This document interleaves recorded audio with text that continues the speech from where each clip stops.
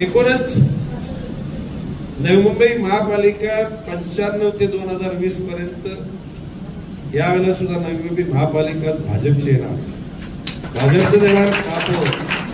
भाईंदर नगरपालिका भाजपचाच महापौर होणार.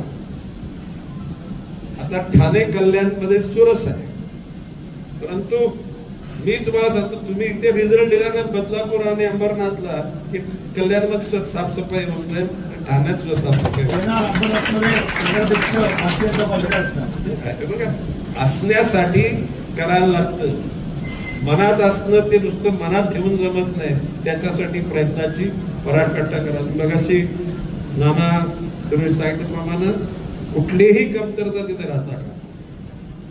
ठाणे जिल्हा परिषद भाजपचीच येणार, पालघर जिल्हा परिषद भाजपचीच येणार, पालघर मधल्या 4 नगरपालिका भाजपच्या येणार, बदलापूर पण भाजपचे येणार ना, अंबरनाथ पण भाजपचे येणार. आता तुम्ही असं राहिले शिल्लक काय, सगळंच भाजपचं येणार. कोणी जर आम्हाला जर प्रेमानं समजून सांगितलं तर आम्ही प्रवासामध्ये बरोबर बसताना म्हणजे गाडीमध्ये अडचण झाली तरी आम्ही अडचण सहन करू, परंतु जर कोणी बाप व्हायचा प्रयत्न केला तर त्याला त्याचा बाप